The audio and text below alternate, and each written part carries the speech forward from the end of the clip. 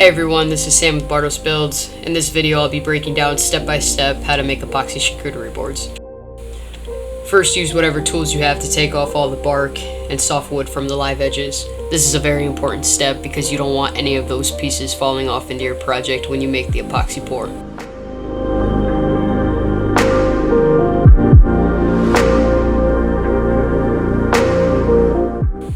After getting the majority of the bark off, I went in with an angle grinder with a brush attachment to get anything that I may have left behind. Just be mindful that this part does cause quite a bit of a mess. I got so into this portion of the slab cleanup that when I looked up I truly thought I was in a Silent Hill movie.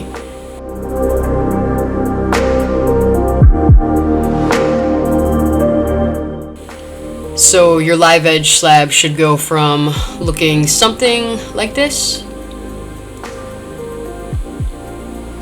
to something like this. All the softwood's off, all the bark is off, and it pretty much gives you a clean, solid foundation to pour that epoxy. Next, I measured out roughly how long I wanted the epoxy boards to be. I think I did this at around 19 inches. That will give you plenty of wiggle room in the end if you decide to shorten it up at all. Moved on and made a rough cut at that 19 inches with my circular saw. I attempted to put a dog bed underneath to catch it, but that didn't work out very well.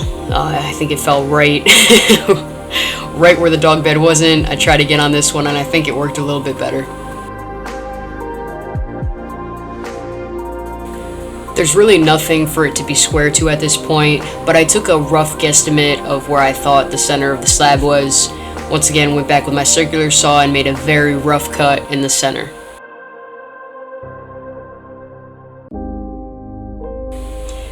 I then brought that piece over to my table saw and used a straight edge jig. I definitely did not come up with this jig. There are plenty of videos that dive into the process of making one. They're fairly simple to make and perfect for smaller projects like this.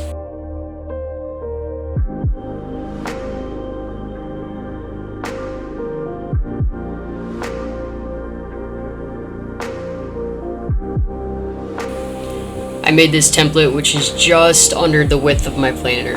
I don't have a router sled yet in order to make bigger pieces, but it's definitely in the works. I made the cuts accordingly and made sure that it fit into the template perfectly.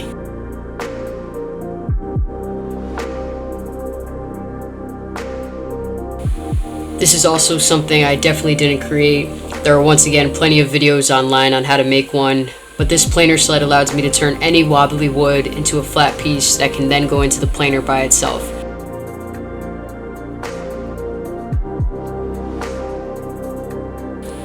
This is a part in the process that I definitely wouldn't recommend skipping. I'm just sealing the edges with some tabletop epoxy. I'm not saying I have one of the best cheerleaders in the world, but she comes pretty close. I then got started on the molds, ripped down a couple pieces of melamine. I ended up finding out that I could put 3 of them together without making them leak. This was a little tricky at first, but it definitely saved me a lot of time in the pouring process.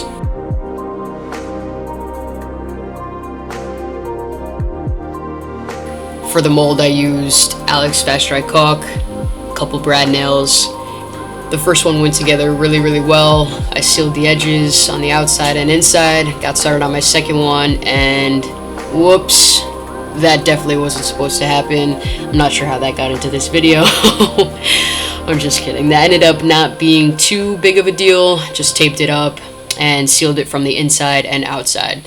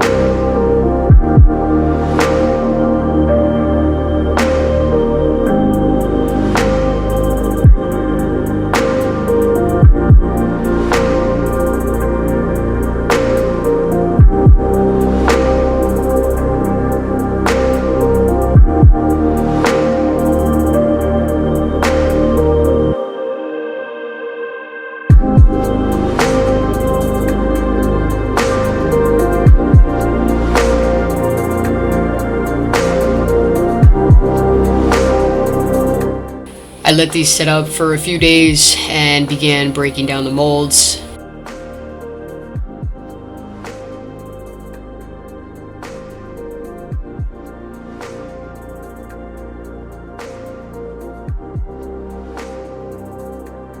Just start cleaning up the glue. You want to get as much glue off as you possibly can. That stuff can really mess up your planer. And this part's pretty satisfying. Enjoy.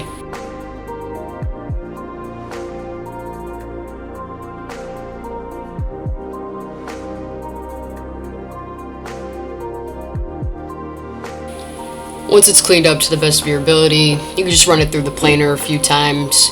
The key to this is to leave it as thick as possible for as long as possible. After the planer, you really want to start squaring this up. I brought it over to my table saw, made the cuts on the sides, and then I brought it over to my miter saw and made the cuts on the other sides.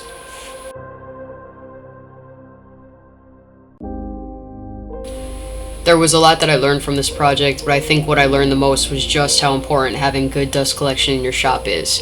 That is something that I clearly do not have, and once again, something that's definitely going to be in the works. Once you've got everything squared up, you can get started on the sanding. A little tip: with a pencil, write lightly on the piece of wood. It allows you to know where you've sanded, where it needs to be sanded, and it keeps everything pretty uniform.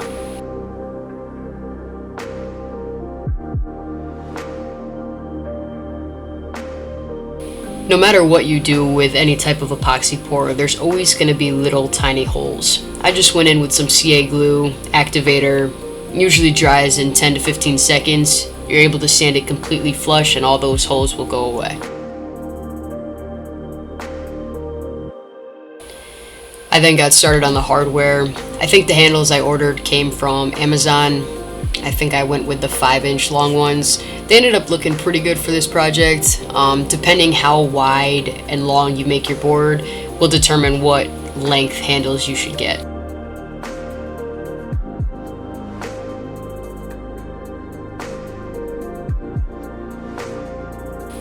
With my router, I believe this was a 3/8 roundover bit.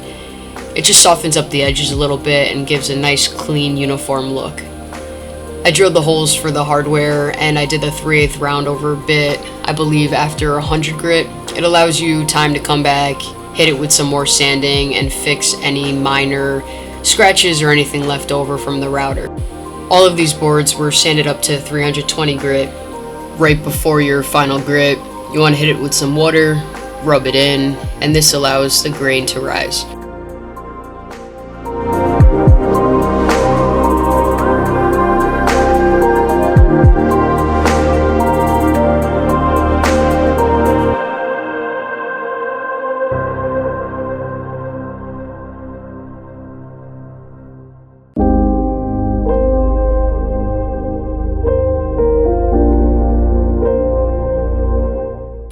On the underneath of the boards, I added little rubber feet.